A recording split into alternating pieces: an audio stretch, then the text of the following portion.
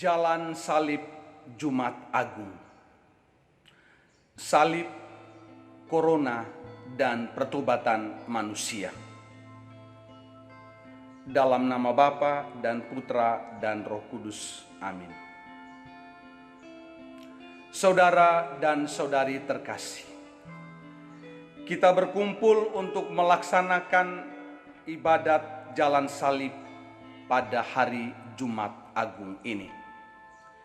Ibadat Jalan Salib ini merupakan kesempatan untuk memperdalam tobat kita, karena melalui sengsara, wafat, dan kebangkitan Tuhan kita Yesus Kristus, dosa-dosa kita telah ditebus lunas, dan kita dipanggil kepada pertobatan sejati. Tuhan Yesus membuktikan cinta kasih-Nya kepada umat manusia melalui salibnya, dan kita diajak untuk bertobat terus-menerus. Tekanan pertobatan kita adalah tobat pribadi yang menggerakkan tobat bersama untuk menimbulkan perubahan dan cara bertindak yang tepat untuk keluar dari situasi perbudakan wabah virus corona. Corona akan berlalu oleh kekuatan salib Tuhan kita Yesus Kristus yang mempersatukan seluruh umat manusia dalam satu kawanan yang dicintainya. Di bawah tema Salib, Corona, dan Pertobatan Manusia, kita hendak mengenangkan momentum puncak keselamatan kita walau dunia sedang dilanda virus corona yang telah merenggut ribuan nyawa umat manusia. Di tengah kecemasan dihantam COVID-19, alam padang gurun umat Israel bisa terulang lagi. Apakah Engkau, Tuhan, adalah Allah orang-orang mati, dan Engkau membiarkan kami hidup dalam alam ketakutan dan situasi serba tak pasti? Bisa terjadi pula kita sepertinya harus kembali mengingat Mesir, atau menata ulang tapak-tapak siara iman dengan kembali bertanya, di manakah Engkau, Tuhan? Kita pasti merindukan satu jawaban akhir dari kapan semuanya akan berakhir. Kita bisa saja bertanya kepada alam, tetapi kita tetap menerima jawaban yang senyap. Kita tentu berharap penuh pada siapapun yang berkeahlian, tetapi hal ini pasti menuntut kepatuhan dan kerendahan hati untuk mendengarkan dan bertindak bijak. Tetapi yang pasti dalam iman kita percaya, Tuhan ingat akan umat-Nya. Tuhan tetap mencari dan merindukan kita semua. Apabila kamu telah meninggikan anak manusia, barulah kamu tahu bahwa Akulah Dia. Tuhan ditinggikan di atas salib. Pada salib sungguh ada perjuangan, derita, dan kematian. Tetapi di atas segalanya, salib adalah kemenangan dan keselamatan kita. Salib itu adalah harapan satu-satunya bagi kita di tengah badai dunia ini. Bapa, asal dan tujuan hidup umat manusia, kami mohon bimbinglah kami agar dapat merenungkan dan menghayati serta mengikuti teladan cinta kasih Putra-Mu, Tuhan kami Yesus Kristus. Bantulah kami untuk dapat memperbaiki semangat, tingkah laku, dan perbuatan yang kami lakukan sehari-hari. Karena itulah ungkapan tobat kami. Tabahkanlah kami dalam menanggung segala derita sebagai silih atas dosa-dosa kami. Berilah kami cinta kasih sejati, agar selalu berupaya menggalang persatuan dan persekutuan antar sesama, untuk menata kehidupan kami yang dirundung duka. Bantulah kami untuk sadar bahwa hidup kami adalah anugerah terindah daripada-Mu yang mesti kami jalani di tengah wabah virus corona.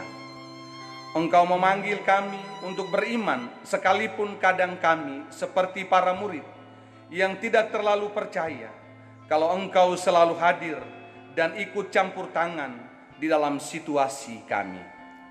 Kuatkanlah iman kami yang lemah ini untuk tetap percaya kepada Dia. Demi Yesus Kristus Putra-Mu, yang hidup dan berkuasa bersama Dikau dalam persekutuan Roh Kudus, Allah sepanjang segala masa. Amin. Perhentian pertama, Yesus dihukum mati.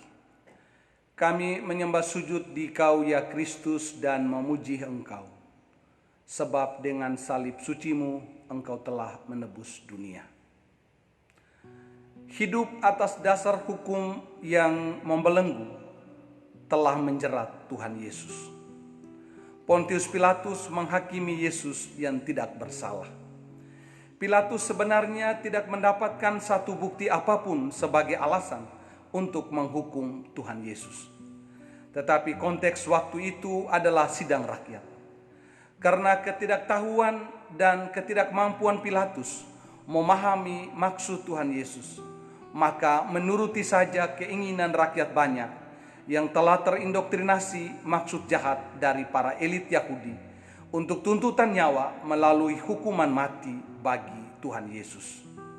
Pilatus terdesak, takut terjadi keributan, sehingga menerima permintaan rakyat banyak yang berteriak, "Salibkanlah Dia." Yesus akhirnya dijatuhi hukuman mati. Yesus rela menerima hukuman itu demi ketaatannya kepada kehendak Bapa dan keselamatan manusia. Saudara dan saudari terkasih, dalam Yesus sesungguhnya tak pernah ada kekerasan atas nama hukum. Yang termulia tetaplah belas kasih yang mengutuhkan kembali martabat manusia. Untuk itu, setiap orang dipanggil untuk memakai bola mata belas kasih dalam setiap kekerasan atas nama hukum. Hanya dalam sinar mata seperti itu, kita sanggup untuk memanggil yang dijauhkan, yang disingkirkan, dan yang dinistakan.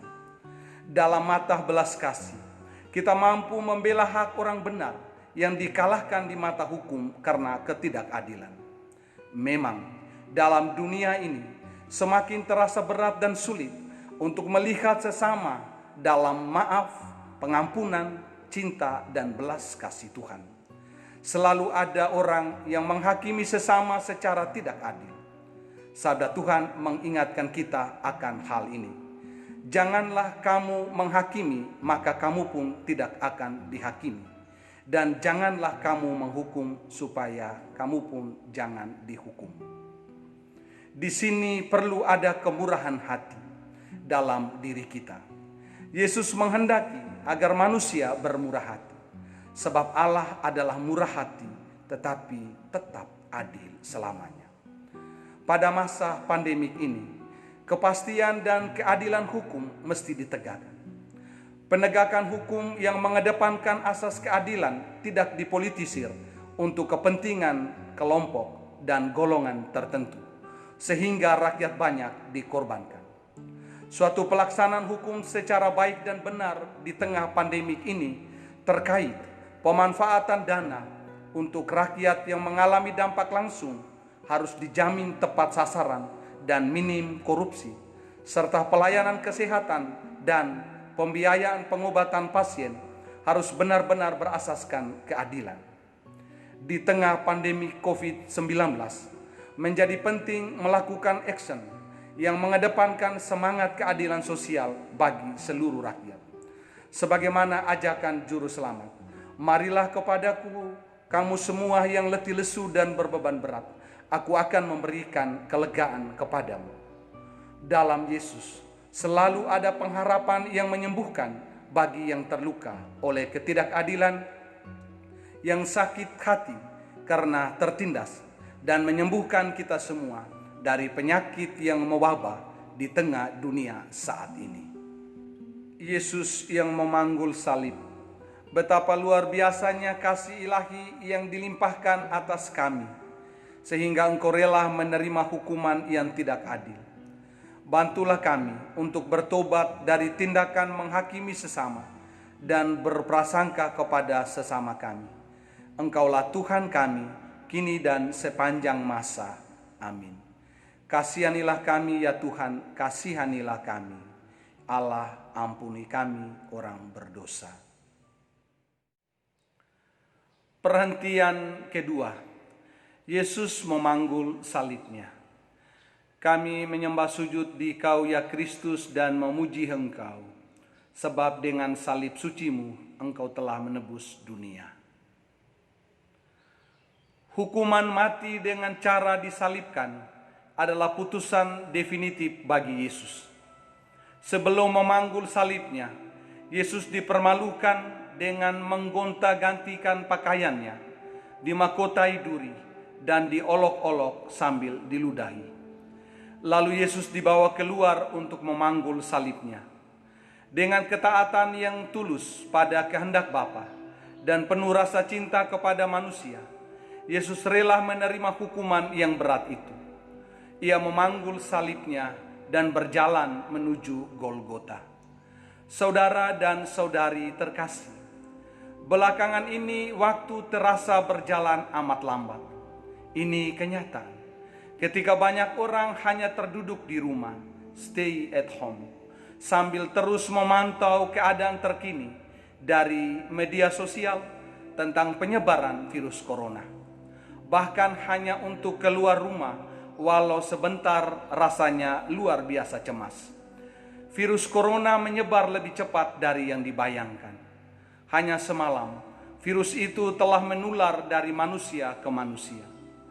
Dalam penularan virus corona yang cepat itu, manusia dipaksa untuk melepaskan semua kesenangan, kebanggaan, dan agenda-agenda pribadi. Banyak orang mulai jenuh. Perjalanan hidup manusia seakan terhenti. Namun pertanyaannya, apakah tinggal di rumah bukan merupakan sebuah perjalanan? Tinggal di rumah adalah sebuah perjalanan, dan perjalanan itu menuju ke dalam diri sendiri. Inilah perjalanan yang paling sulit. Perjalanan ke dalam diri sendiri adalah perjalanan yang mendekatkan kembali hubungan kita dengan Tuhan yang selama ini kita abaikan karena lebih mengutamakan hal-hal lain.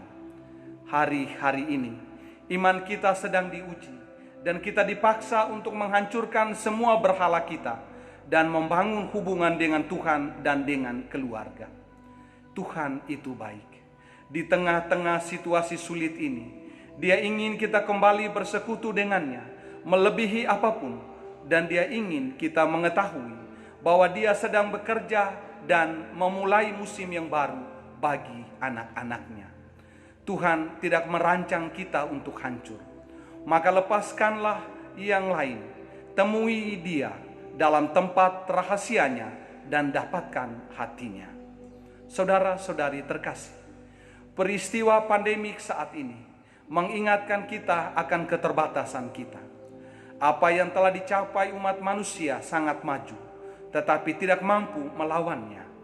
Hanya Tuhan yang berkuasa melalui jalan salibnya. Ia menghancurkan segala malapetaka yang menimpa umat manusia. Tuhan akan menjaga engkau terhadap segala kecelakaan. Ia akan menjaga nyawamu. Dialah yang memikul kelemahan kita dan menanggung penyakit kita.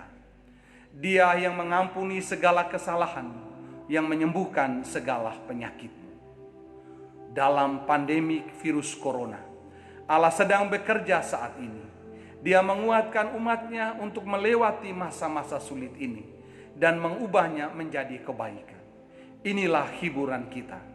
Kita tahu sekarang bahwa Allah turut bekerja dalam segala sesuatu untuk mendatangkan kebaikan bagi mereka yang mengasihi Dia, yaitu bagi mereka yang terpanggil sesuai dengan rencana Allah.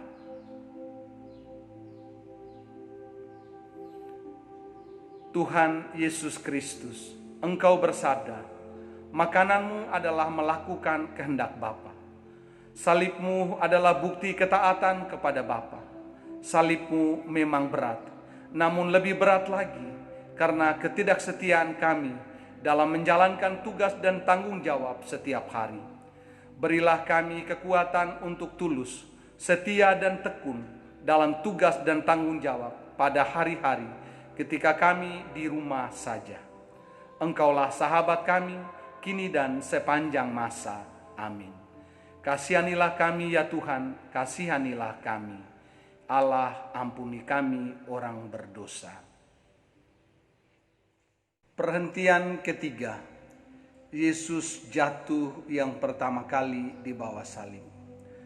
Kami menyembah sujud di Kau ya Kristus dan memuji Engkau, sebab dengan salib suci-Mu Engkau telah menebus dunia. Tuhan, salib-Mu berat, jalannya menanjak, sehingga Engkau jatuh karena tenaga yang mulai terkuras. Dengan sangat kasar mereka menarik Engkau dan memaksa untuk bangun. Engkau rela bangun dari jatuh yang menyakitkan dan meneruskan perjalanan. Salib berat yang Kau pikul karena kesombongan dan kebohongan kami. Dengan kekuatan yang tersisa, Engkau rela menyelesaikan perjalanan salib-Mu untuk penebusan kami. Saudara dan saudari terkasih, jalan salib Tuhan menyeruak tanggung jawab manusia untuk terlibat dalam perbaikan dunia yang patut dikenang sepanjang masa. Jalan salib itulah kenangan pada penderitaan, memoria passionis, dan kenangan pada kematian, memoria mortis. Kenangan itu melahirkan rasa syukur atas solidaritas Tuhan pada penderitaan manusia. Kenangan yang sama juga membangkitkan spirit dan tanggung jawab manusia untuk terlibat bersama dalam karya dan solidaritas ilahi demi mengatasi kejahatan dan penderitaan di atas dunia ini. Jatuhnya Yesus di bawah salib menegaskan aspek kepedulian dan pengorbanan, termasuk bagi kita di tengah pandemi COVID-19. Selama wabah ini, kita harus saling menunjukkan pengorbanan dan pengabdian kepada sesama, di luar komunitas kita sekalipun. Dengan adanya wabah corona, kita dituntut untuk kembali menginspirasi dan meredakan kekalutan umat manusia yang selama ini diterjang badai individual dan material.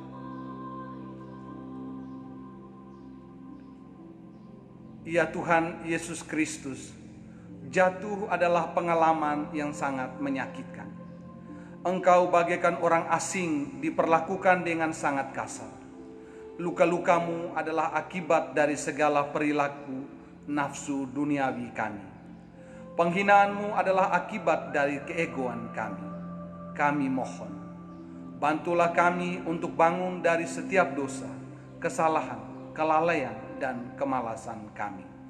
Engkaulah Tuhan yang kami sembah, kini dan sepanjang masa. Amin. Kasihanilah kami ya Tuhan, kasihanilah kami. Allah, ampuni kami orang berdosa. Perhentian keempat, Yesus berjumpa dengan ibunya.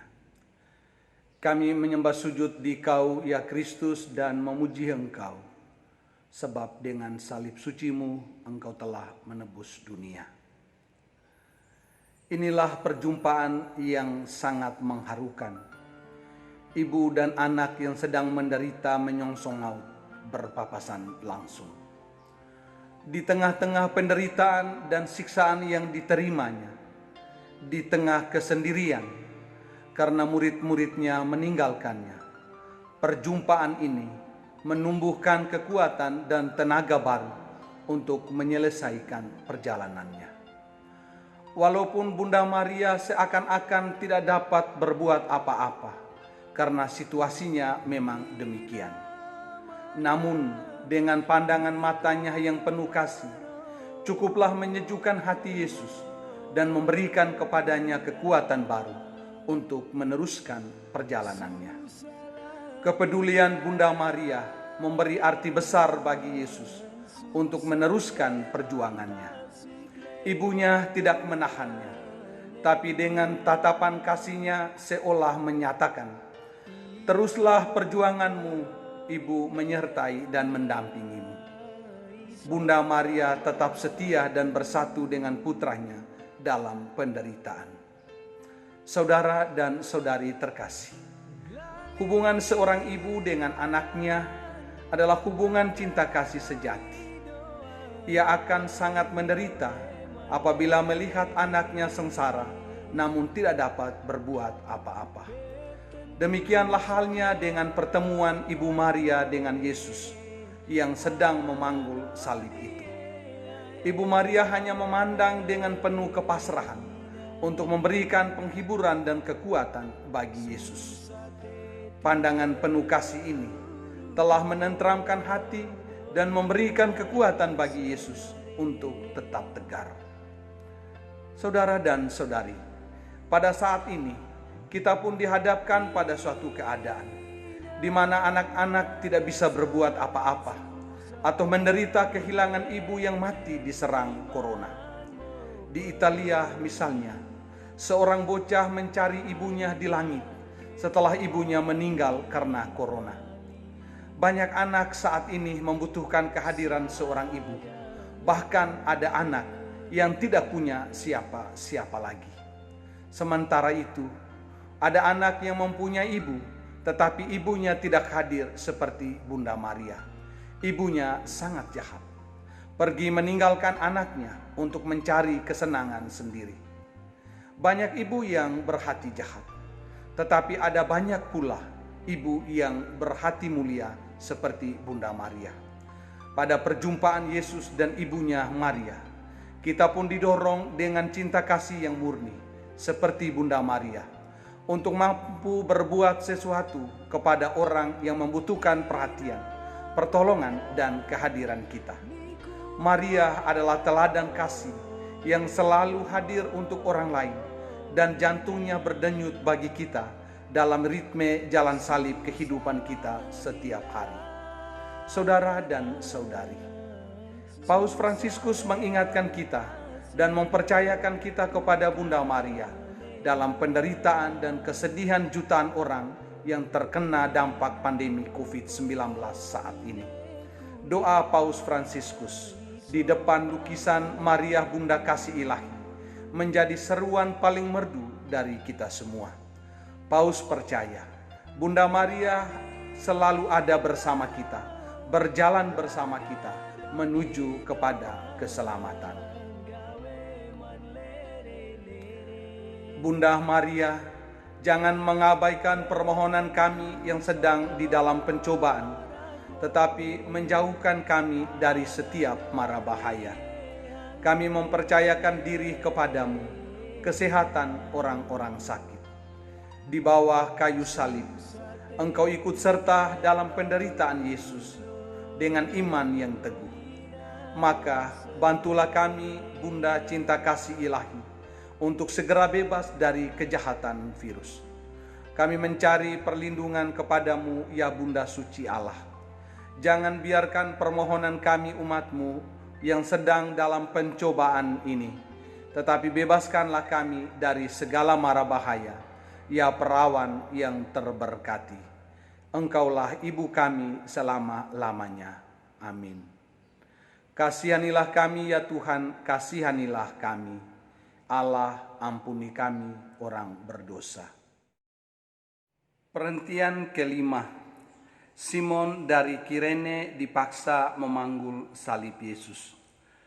Kami menyembah sujud di Kau ya Kristus dan memuji Engkau, sebab dengan salib suci-Mu Engkau telah menebus dunia. Yesus tidak tidur semalaman dan telah mengalami penyiksaan hebat yang jika itu terjadi pada orang lain pasti sudah mati. Namun Yesus tetap bertahan kendati pun menjadi sudah tak berdaya lagi. Perjalanannya menjadi semakin lambat sehingga algojo-algojo memaksa Simon dari Kirene yang berpapasan dengan arak-arakan derita itu untuk turut memanggul salib Yesus. Simon merupakan satu-satunya orang yang di dalam kerumunan itu yang tidak mengejek Tuhan Yesus. Dia menunjukkan simpati kepada Yesus yang telah diperlakukan dengan sangat kejam. Dan bahkan Simon melangkah maju untuk membantu Yesus. Dia memang terpaksa menanggungnya, tetapi dia memilih untuk tunduk.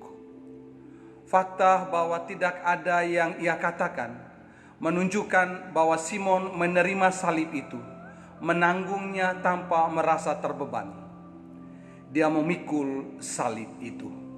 Simon mencamkan kata-kata Yesus ini, "Jika seseorang memaksamu pergi sejauh 1 mil, pergilah bersamanya sepanjang 2 mil." Pengalaman Simon dalam perjalanan ke Golgota membuat hatinya melekat kepada Yesus untuk selamanya. Perjalanan Simon yang melelahkan hari itu membawa dia kepada Kristus. Kita dapat melihat bahwa Simon merasa bahwa memikul salib itu memberikan kebahagiaan baginya, dan bahwa frustrasinya karena terpaksa melahirkan iman. Rasa malunya karena diejek membawa ia kepada kekuatan. Rasa belas kasihnya melahirkan komitmen, dan simpatinya kepada Yesus mendatangkan keselamatan. Saudara dan saudari terkasih, Yesus memiliki kuasa di matanya untuk menggerakkan manusia agar bersimpati dengan orang lain yang menderita.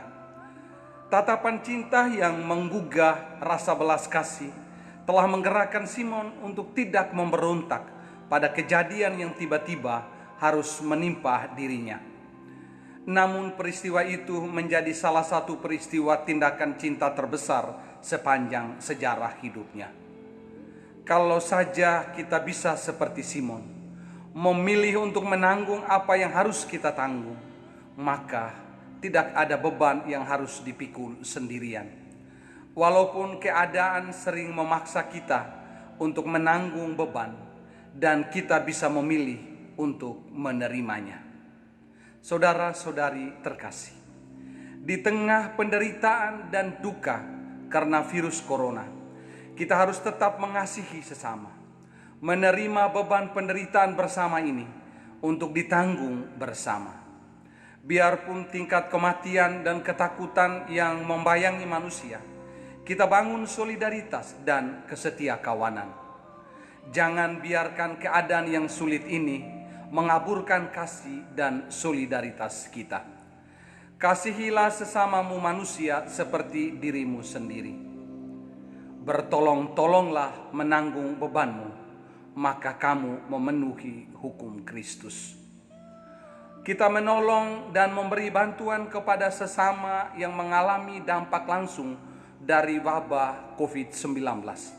Selain itu, kita bersemangat untuk berkorban demi orang lain, bahkan dengan mengorbankan kesenangan kita sendiri, yakni bersikap obsesif dalam menjaga rutinitas higienis yang cermat untuk menghindari penularan kepada orang lain dengan tetap di rumah saja.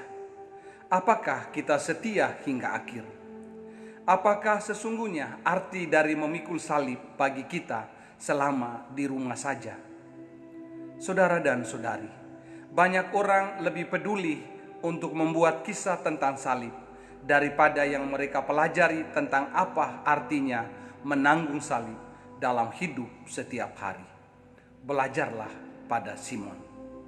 Tuhan Yesus Kristus, Engkau bersabda, "Setiap orang yang mau mengikut aku, ia harus menyangkal dirinya, memikul salibnya dan mengikut aku." Dengan ketabahanmu, mampukanlah kami untuk memikul salib kami setiap hari. Bantulah kami untuk saling berbela rasa di antara kami dalam kesulitan kami saat ini. Engkaulah Tuhan kami, kini dan sepanjang masa. Amin. Kasihanilah kami ya Tuhan, kasihanilah kami. Allah, ampuni kami orang berdosa. Perhentian ke-6. Veronika mengusapi wajah Yesus. Kami menyembah sujud di Kau ya Kristus dan memuji Engkau, sebab dengan salib suci-Mu Engkau telah menebus dunia. Veronika sungguh sosok murid yang bertindak gagah berani. Di antara kerumunan massa, Veronika tampil mengusap wajah Yesus. Pada kain Veronika tercetaklah wajah Yesus yang penuh darah dari tusukan mahkota duri dan peluh. Saudara dan saudari terkasih, tindakan Veronika mengusap wajah Yesus dapat juga dipandang sebagai sebuah ibadat yang diwujudkan sebagai praktek iman. Veronika tampil menyembah Tuhannya yang terkapar, bangun dan berderai keringat. Sebuah tindakan menyembah yang maha kudus dalam lukisan wajah kudusnya. Veronika menyembah Tuhannya dalam perjalanan salib, bukan di rumah pun di dalam sinagoga. Yang terutama bagi Veronika, Tuhan harus disembah dan diagungkan di mana saja. Saudara dan saudari, di tengah merebaknya virus corona, segala ritus liturgi yang selama ini diwujudkan sebagai praktek iman dihindari demi kesehatan dan keselamatan. Air berkat di depan pintu gereja ditiadakan. Salam damai tanda persekutuan dan damai dihindari. Kecup salib sebagai tanda penyembahan dihapus. Bukan saja itu, liturgi Ekaristi yang adalah pusat, puncak dan sumber kehidupan kaum beriman seluruhnya tidak dirayakan bersama. Segala aktivitas rohani yang perlu diasah dalam persekutuan harus terhenti. Lebih-lebih ketika kita berada dalam pekan suci untuk merenungkan sengsara, wafat, dan kebangkitan Tuhan kita Yesus Kristus.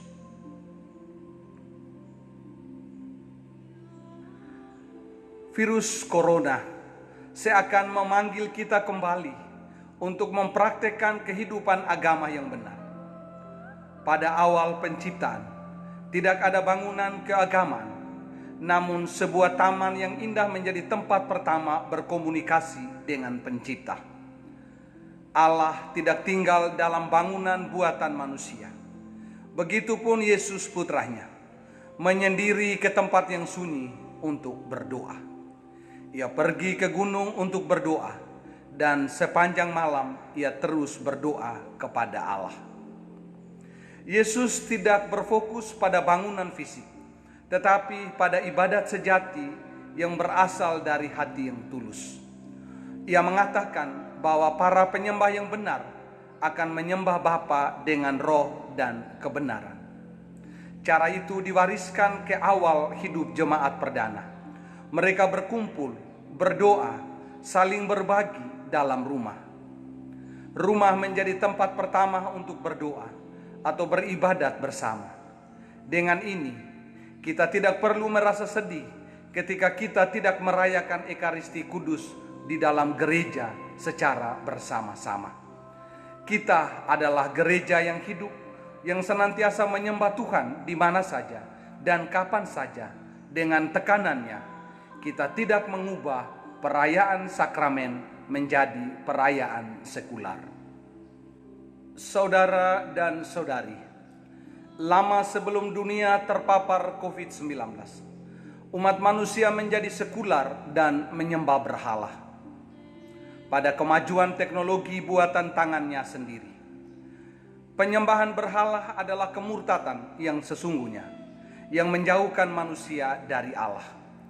Banyak orang membuat ilah lain dengan karunia yang telah Tuhan berikan, dengan kecerdasannya, kehendaknya, cintanya, hatinya. Sehingga tepat kata Paus Fransiskus, berhala-berhala kini ada di hati kita.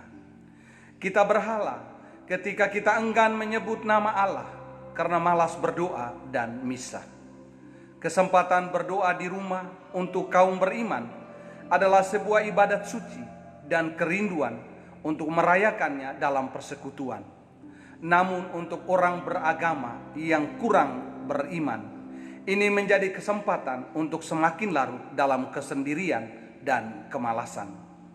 pada penyembahan Veronika di jalan salib Yesus. Kita terpanggil untuk bertobat dari dosa sekular dan kemunafikan, dosa berhala dan murtad. Lukisan gambar wajah Yesus pada kain Veronika menunjukkan kepada kita bahwa hanya Dialah yang patut disembah selama-lamanya. Tuhan Yesus Kristus, kami menyembah-Mu seperti Veronika yang mengusap wajah-Mu di jalan salib penderitaan. Kami ingin seperti Veronika, tampil penuh keberanian untuk sujud menyembah nama-Mu yang kudus di atas segala-galanya. Ukirlah wajah-Mu yang kudus di dalam hati kami. Bangkitkanlah iman kami untuk memuliakan nama-Mu dengan saling memperhatikan setiap orang yang kami jumpai dalam keadaannya yang memilukan. Ampunilah kami dikala kami takut dan malu. Hanya Engkaulah Tuhan kami, kini dan sepanjang masa. Amin. Kasihanilah kami ya Tuhan, kasihanilah kami. Allah, ampuni kami orang berdosa. Perhentian ketujuh, Yesus jatuh yang kedua kalinya di bawah salib. Kami menyembah sujud di Kau ya Kristus dan memuji Engkau, sebab dengan salib suci-Mu Engkau telah menebus dunia. Tradisi bahwa Yesus jatuh kedua kalinya di bawah beban salib menggambarkan kejatuhan Adam yang jatuh dalam dosa, dan Yesus mau berbagi dengan kejatuhan kita.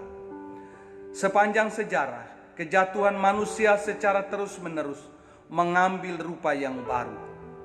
Dalam surat pertama Rasul Yohanes membicarakan tentang 3 jenis kejatuhan: keinginan daging, keinginan mata, dan kesombongan hidup.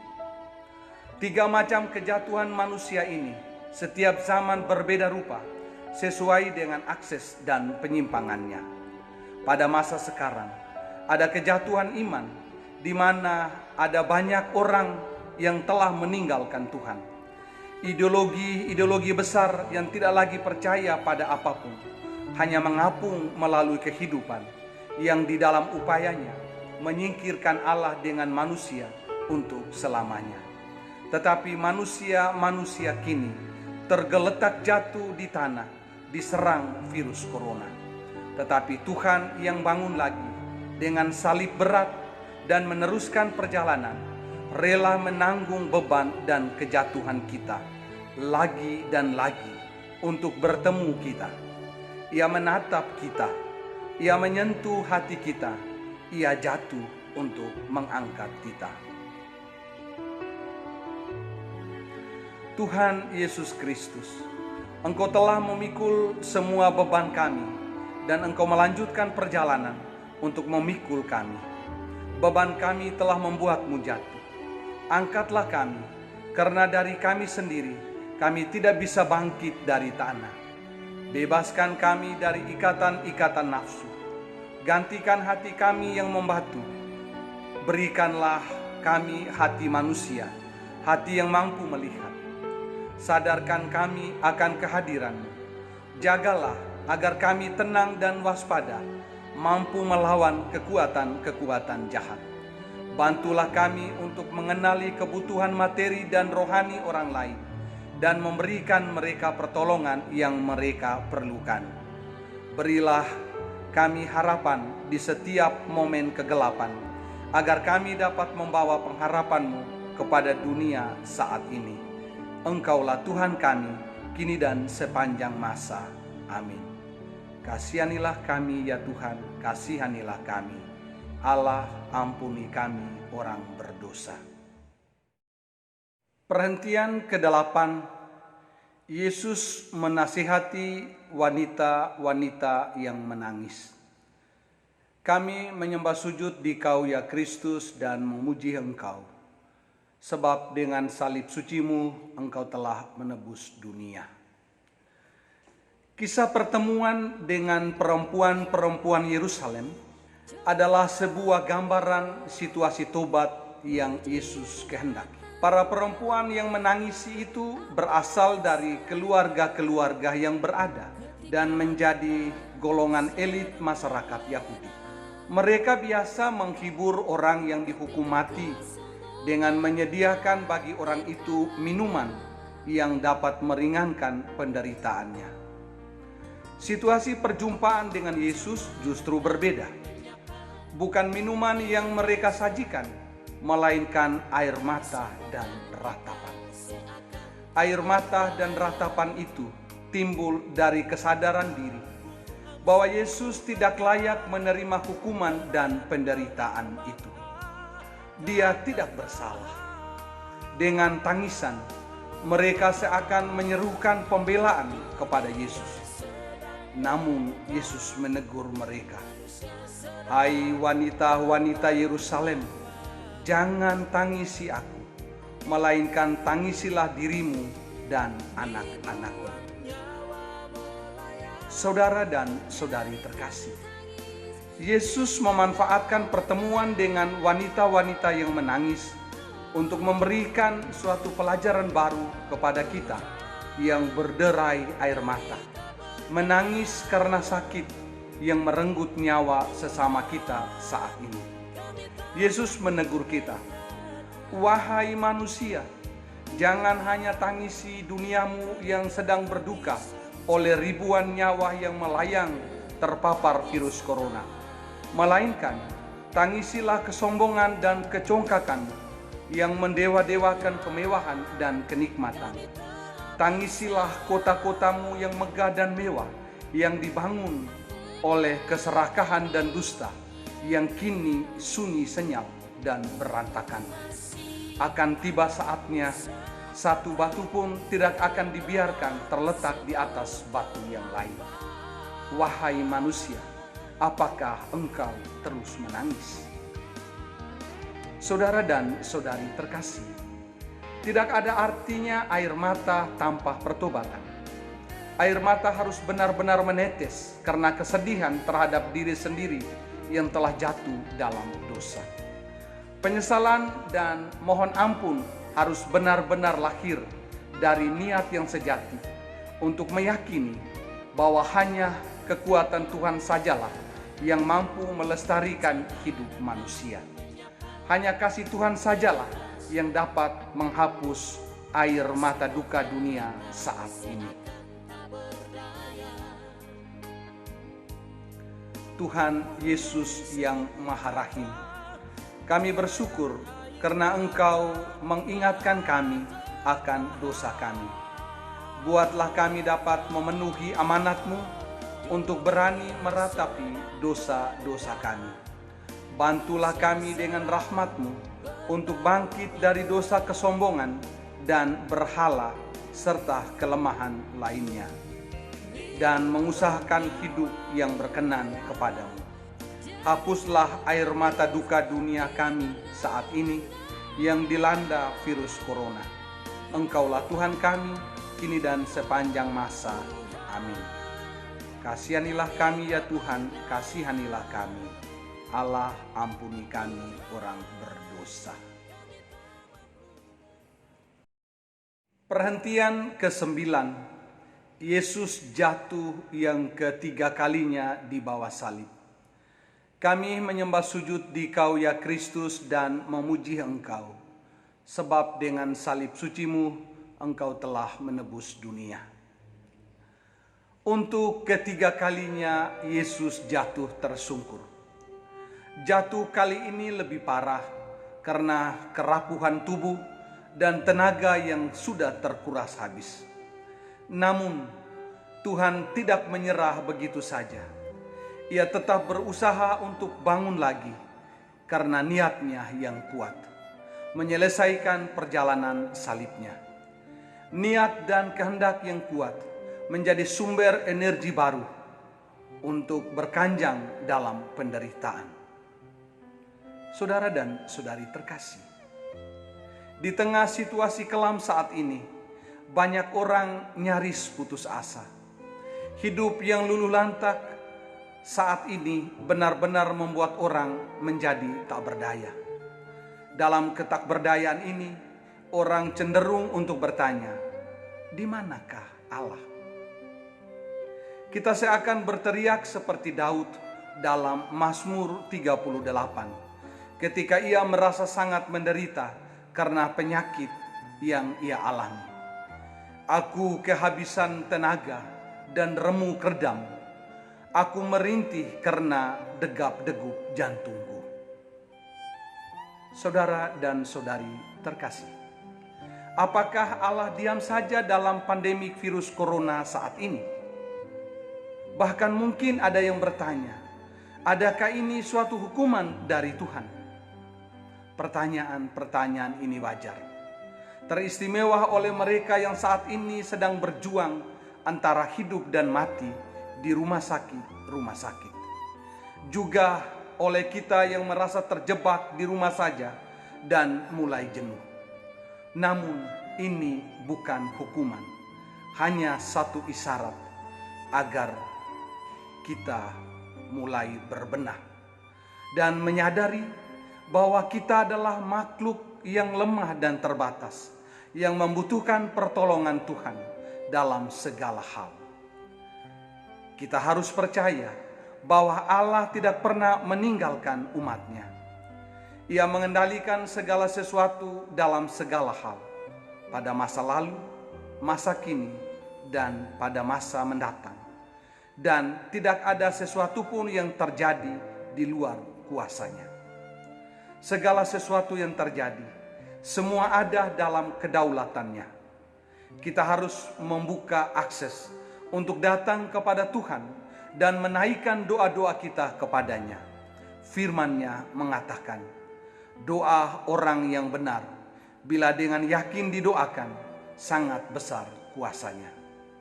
Inilah yang menguatkan niat dan kehendak kita untuk bangun dan berjuang bersama melawan virus corona. Ya Tuhan, untuk ketiga kalinya Engkau jatuh. Debu dan tanah turut merasakan sentuhan tubuhmu. Namun Engkau tidak peduli dengan segala penyiksaan yang menyakitkan itu. Engkau bangkit dan bangun lagi. Kami mohon, bangkitkanlah semangat kami dalam segala kesusahan dan penderitaan kami. Kuatkanlah niat dan kehendak kami untuk berjuang bersama melawan virus corona. Engkaulah Sang Tabib Ilahi, kini dan sepanjang masa. Amin. Kasihanilah kami ya Tuhan, kasihanilah kami. Allah, ampuni kami orang berdosa. Perhentian ke-10. Pakaian Yesus ditanggalkan. Kami menyembah sujud di Kau ya Kristus dan memuji Engkau, sebab dengan salib suci-Mu Engkau telah menebus dunia.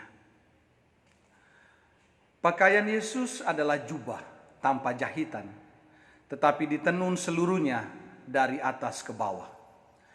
Inilah jubah Imam Agung yang ditenun dari benang tunggal tanpa jahitan, lambang kehormatan dan kemuliaan martabat Yesus sebagai putra Allah. Namun betapa hinanya bila dilucuti di hadapan orang banyak. Pelucutan pakaiannya secara publik berarti Yesus tidak lagi berarti.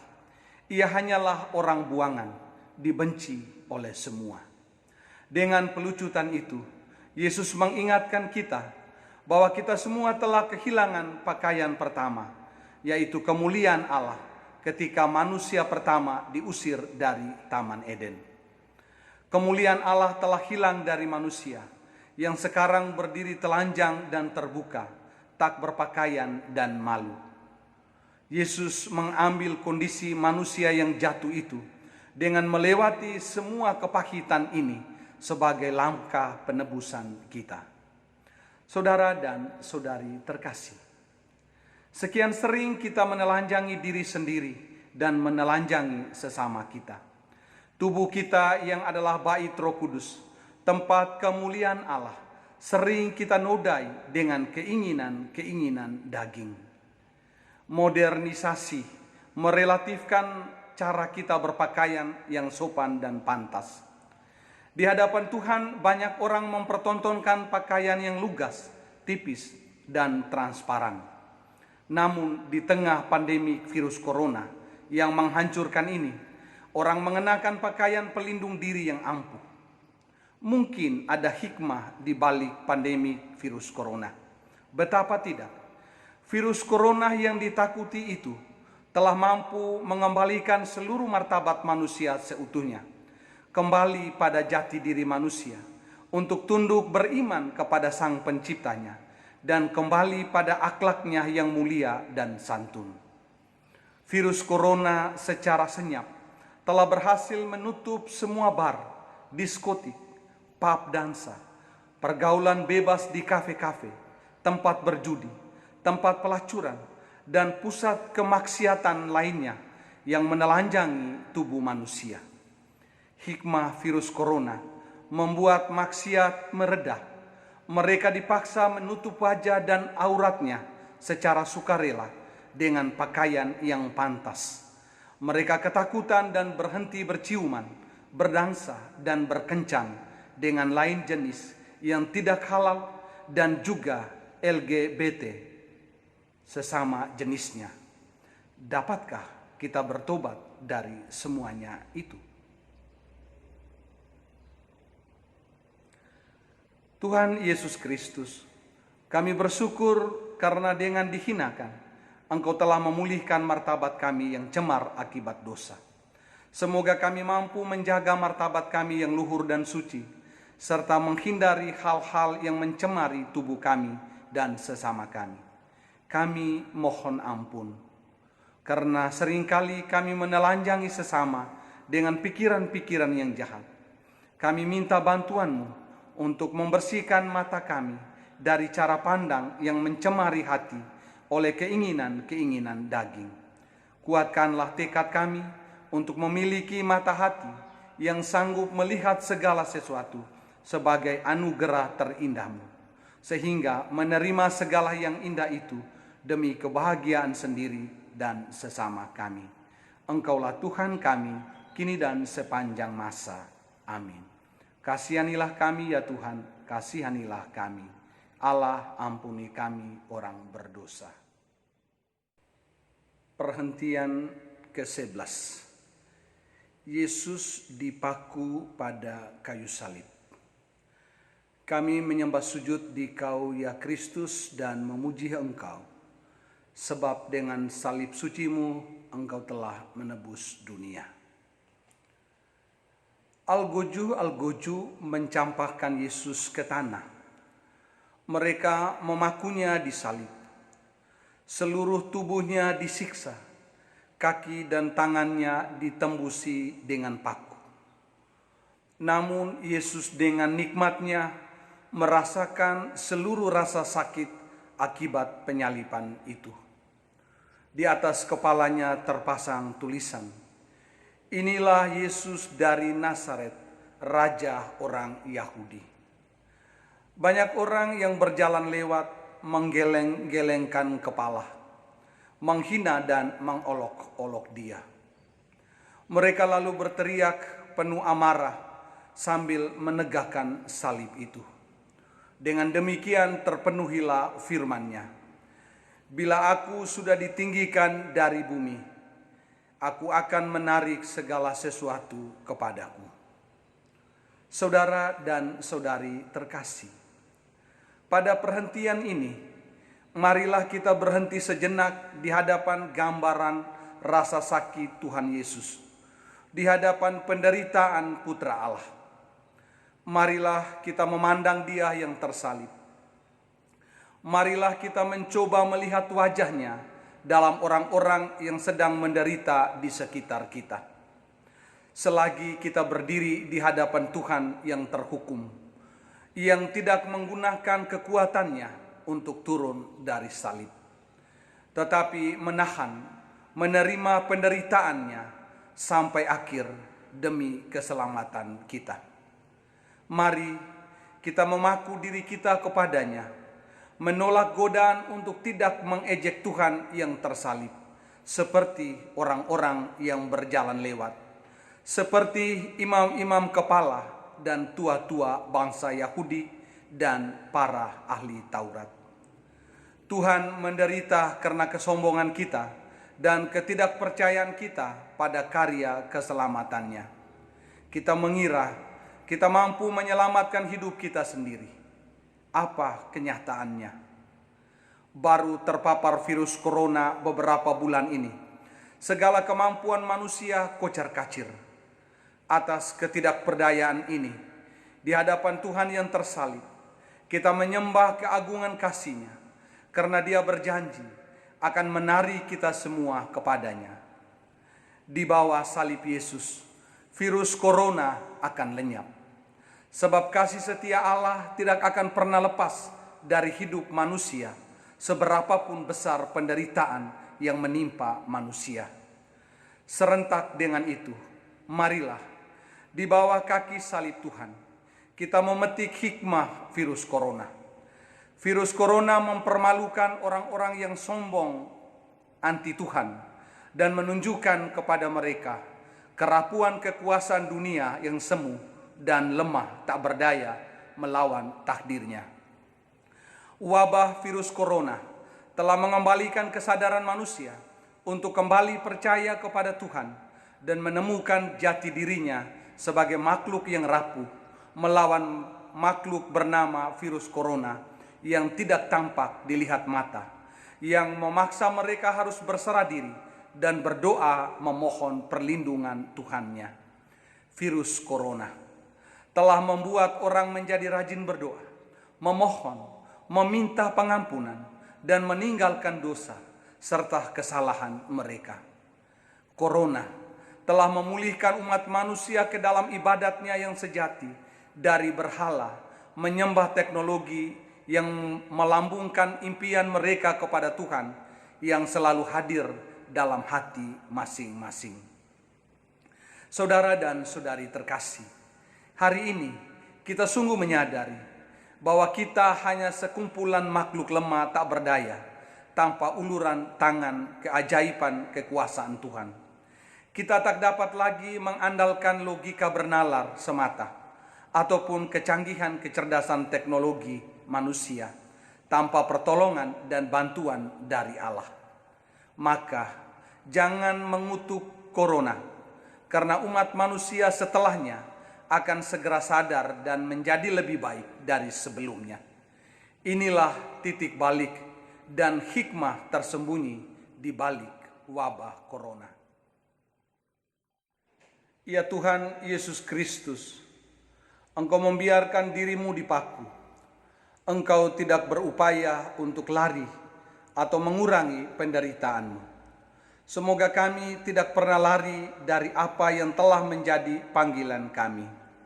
Bantulah kami untuk tetap setia kepadamu. Bantulah kami melepaskan topeng palsu yang menjauhkan kami dari Engkau. Bantulah kami untuk saling menghargai dan tidak saling menyalibkan satu sama lain dengan sikap kami yang kejam dan apatis. Sembuhkanlah umat-Mu yang sakit karena corona. Doronglah kami untuk tergerak hati membantu sesama yang mengeluh karena kesakitan, entah fisik maupun psikis, akibat virus corona. Engkaulah tabib sejati, kini dan sepanjang masa. Amin. Kasihanilah kami ya Tuhan, kasihanilah kami. Allah, ampuni kami orang berdosa. Perhentian ke-12. Yesus wafat di kayu salib. Kami menyembah sujud di Kau ya Kristus dan memuji Engkau, sebab dengan salib suci-Mu Engkau telah menebus dunia. Lihat bagaimana juru selamat sekarang tergantung di salib. Lihatlah wahai manusia, matanya yang memikat mulai meredup, rona wajahnya memudar, jantungnya berhenti berdetak, dan tubuh kudus itu hampir tak bernyawa. Tubuh Yesus tergantung di salib selama 3 jam di terik matahari. Terkulai lemah tiada daya. Darahnya menetes tiada henti dari lambungnya yang ditusuk tombak. Ia berseru, Eli, Eli, lama sabatani. Allahku, Allahku, mengapa engkau meninggalkan aku? Rasa haus menyumbat tenggorokannya. Sungguh, kesengsaraan yang tak terperikan. Setelah mengecap anggur asam, Yesus mengatakan, selesai sudah. Dan di akhir hayatnya ia berseru, ya Bapa, ke dalam tanganmu kuserahkan nyawaku.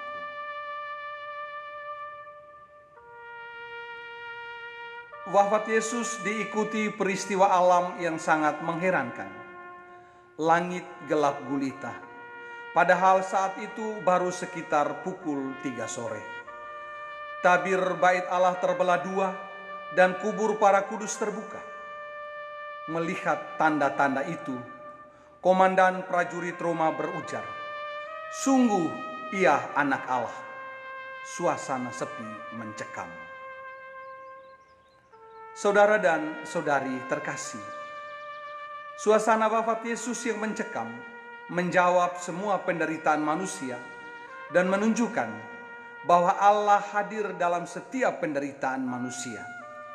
Dalam wafatnya secara radikal, ia telah memenuhi perintah kasih. Ia telah melengkapi persembahan dirinya sendiri. Dan dalam cara ini, sekarang ia adalah wahyu Allah yang sejati. Allah yang adalah kasih. Wafat Yesus secara tepat menyatakan bahwa dialah orang yang menderita dan mencintai dan pantas dimuliakan. Dari salib ia menang untuk selama-lamanya. Saudara dan saudari terkasih, merenungkan peristiwa kematian Yesus agaknya membutuhkan perspektif baru yang tidak hanya mengatakan bahwa kematian Yesus itu untuk menebus dosa-dosa warisan Adam dan Hawa, tetapi berusaha untuk menemukan makna kehidupan dari peristiwa dewasa ini. Bahwa peristiwa kematian Yesus adalah sebuah bentuk pengorbanan merendahkan diri untuk menghadirkan tanda-tanda kehidupan baru di tengah kehidupan manusia yang suram karena terpapar wabah virus corona yang merajalela di seantero jagat. Kita kini berada di sebuah era di mana arti hidup ditekan hampir sampai di titik nol oleh rasa gelisah, rasa takut, duka, dan kematian lantaran corona. Memang manusia diciptakan Allah sebagai makhluk yang rapuh. Ia dapat terbunuh oleh kejahatan atau dengan mudah dibunuh oleh virus corona. Namun citra manusia sebagai imago Dei tidak dihancurkan oleh penderitaan yang mencekam. Sebab kematian Yesus di kayu salib bukanlah kematian selama-lamanya. Kematian Yesus bukanlah satu peristiwa umum di antara begitu banyak peristiwa kematian saat ini. Namun sebagaimana disaksikan oleh perjanjian baru, Yesus bukan saja mengalami kematian, melainkan juga dibangkitkan oleh Allah. Karena itu, kematian Yesus menemukan makna hidup baru. Dengan adanya kehidupan baru itu, manusia kembali lahir menjadi pribadi baru yang lebih baik. Dengan demikian, penghayatan atas kematian Yesus dan kehidupan barunya menghantar kita pada upaya merawat kehidupan teristimewa pada saat ini, yaitu memelihara kehidupan diri sendiri dan kehidupan semua manusia dengan jaga jarak atau physical distancing ataupun social distancing. Maka ajakan kerja dari rumah, belajar dari rumah, ibadah dari rumah, kita tanggapi sebagai wujud iman kita kepada kematian dan kehidupan Tuhan Yesus. Intinya, kita semua harus mau saling peduli satu sama lain pada saat ini. Kita tersembunyi, senyap di rumah, tapi ramenya minta ampun di dunia maya. Tampaknya cuma fisik kita yang terkunci, tapi hati kita tetap menjelajah untuk saling menyapa. Biar cuma lewat sepotong berita yang terkirim. Bila hati kita terus menyapa, bukankah ini tanda bahwa kita selalu ada dan hidup? Ya Yesus, Engkau wafat untuk menyelamatkan kami. Dari salib yang tinggi Engkau menang. Bantulah kami mengenal wajah-Mu di saat kegelapan dan penderitaan ini. Bantulah kami percaya padamu dan mengikuti Engkau di saat kegelapan dan kebutuhan kami ingin selamat dari wabah virus corona. Tunjukkanlah dirimu sekali lagi kepada dunia di saat ini, bahwa hanya Engkaulah yang mencintai tanpa batas dan kehidupan yang tak pernah mati. Nyatakanlah kepada kami keselamatan-Mu sekarang dan sepanjang segala abad. Amin. Kasihanilah kami ya Tuhan, kasihanilah kami. Allah, ampuni kami orang berdosa. Perhentian ke-13. Yesus diturunkan dari salib. Kami menyembah sujud di Kau ya Kristus dan memuji Engkau, sebab dengan salib suci-Mu Engkau telah menebus dunia. Yesus telah wafat. Dari hatinya yang ditikam oleh tombak prajurit Romawi, mengalirlah darah dan air. Kaki Yesus tidak dipatahkan seperti dua penyamun yang disalibkan bersama Dia. Di bawah salib berdiri Maria ibunya dan Yohanes murid kesayangannya. Keduanya mengikat janji untuk saling menghormati dan mencintai. Itulah suatu pemandangan yang mengharukan dan rupanya suatu adegan yang mencairkan kesedihan mereka yang mencekam dalam kesunyian. Ada pula Yusuf dari Arimatea tampil bersama Nikodemus, datang mendekat dengan perasaan gugup, menyadari bahwa dirinya hanya muncul pada saat-saat semuanya telah berakhir. Akan tetapi, akhirnya Yusuf dari Arimatea lah yang memberanikan diri meminta kepada Pilatus agar jenazah Yesus dikuburkan. Mereka datang menurunkan jenazah Yesus, mengafaninya dengan kain lenan dan memburatinya dengan rempah-rempah menurut adat orang Yahudi. Setelah Yesus diturunkan, ia meletakkan Yesus pada pangkuan Bunda Maria. Maria melaksanakan apa yang pernah dikatakannya, "Aku ini hamba Tuhan, terjadilah padaku menurut perkataan-Mu." Dia berduka cita supaya kita memperoleh keselamatan. Saudara dan saudari yang terkasih, Bunda Maria adalah teladan ketaatan iman. Ia sudah berjanji kepada Tuhan, "Jadilah padaku menurut perkataan-Mu." Seluruh hidupnya ia wujudkan janjinya dengan hadir di dalam hidup Yesus sampai tuntas. Ia juga menerima kita semua menjadi anak-anaknya, sebagaimana yang telah ia ikatkan pada Yohanes. Kita selalu berdoa, "Santa Maria Bunda Allah, doakanlah kami yang berdosa ini, sekarang dan pada waktu kami mati. Amin." Doa ini selalu kita ucapkan dengan penuh harapan, karena kita yakin bahwa Bunda Maria sudah mendampingi Yesus putranya sampai tuntas. Demikian juga ia mendampingi kita semua. Saudara-saudari terkasih, hari-hari ini batin kita sangat kacau. Tiada misa bersama di gereja selama pekan suci. Devosi-devosi populer tak diperkenankan.